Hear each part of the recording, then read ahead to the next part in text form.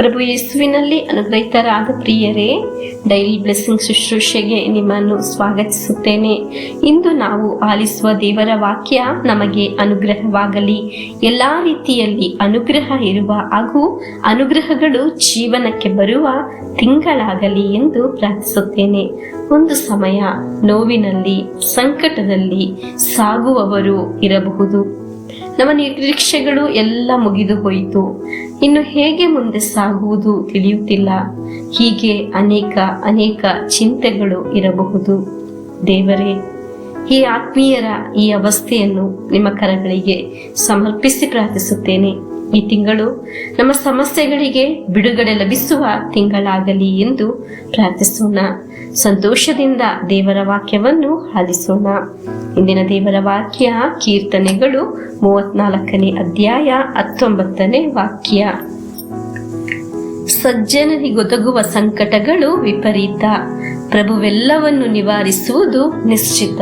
ಪ್ರಿಯರೇ, ಸಜ್ಜನರಿಗೊದಗುವ ಸಂಕಟಗಳು ವಿಪರೀತ ಎಂದರೆ ಲೆಕ್ಕವಿಲ್ಲದಷ್ಟು ಎಂದು ಅರ್ಥ. ನನ್ನ ಸಮಸ್ಯೆಗಳು ವಿಪರೀತ, ನನ್ನ ನೋವುಗಳು ವಿಪರೀತ, ನನ್ನ ರೋಗ ಬಾಧೆ ವಿಪರೀತ, ನನ್ನ ಸಮಸ್ಯೆಗಳು ಬಗೆಹರಿಸಲು ಯಾರಿಂದಲೂ ಸಾಧ್ಯವಿಲ್ಲ, ನಿರೀಕ್ಷೆಗೆ ಸಾಧ್ಯವಿಲ್ಲ. ಹೀಗೆ ಆಗಿದೆಯಾ ನೀವು ಯೋಚಿಸುತ್ತಿರುವುದು? ದೇವರ ವಾಕ್ಯ ನಿನ್ನ ಹತ್ತಿರ ನುಡಿಯುತ್ತಿದೆ. ಅದರಿಂದ ಎಲ್ಲ ಪ್ರಭು ನಿನ್ನನ್ನು ಬಿಡುಗಡೆಗೊಳಿಸುತ್ತಾರೆ ಎಂದು. ಹಾಲೆಲೂಯಾ. ಇಂದು ನೀವೇ ನಿಮ್ಮ ಕರಗಳನ್ನು ಹೃದಯದ ಮೇಲೆ ಇಟ್ಟು ಹೇಳಿ, ನನ್ನ ಸಮಸ್ಯೆಯಿಂದ ದೇವರು ನನ್ನನ್ನು ಬಿಡುಗಡೆಗೊಳಿಸುತ್ತಾರೆ. ಈ ತಿಂಗಳು ಅದರ ಅನುಭವ ನಾವು ಅನುಭವಿಸುತ್ತೇವೆ. ಆಮೇನ್. ನಜರೇತಿನ ಯೇಸುವಿನ ನಾಮದಲ್ಲಿ ನಾನು ಅನುಭವಿಸುವ ಸಕಲ ಸಂಕಟ, ನೋವು, ರೋಗ, ಸಾಲದ ಬಾಧೆಯಿಂದ ನನ್ನ ದೇವರು ನನ್ನನ್ನು ಬಿಡುಗಡೆಗೊಳಿಸುತ್ತಾರೆ. ಆಮೇನ್. ಪವಿತ್ರ ಗ್ರಂಥ ನಿನ್ನೊಂದಿಗೆ ನುಡಿಯುತ್ತಿದೆ. ಈ ಸಮಸ್ಯೆ, ರೋಗದಿಂದ ನಿನ್ನನ್ನು ದೇವರು ರಕ್ಷಿಸುತ್ತಾರೆ. ಹಾಲೆಲೂಯಾ. ಪ್ರಿಯರೇ, ನಮಗೆ ಪ್ರಾರ್ಥಿಸೋಣ.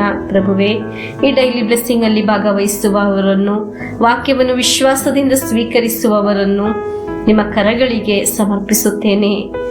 ವಾಕ್ಯವನ್ನು ವಿಶ್ವಾಸದಿಂದ ಸ್ವೀಕರಿಸಿ ಜೀವನವನ್ನು ಪ್ರಾರಂಭಿಸುವ ನಮಗೆ ನಿಮ್ಮ ಕೃಪಾವರಗಳನ್ನು ನೀಡಿರಿ.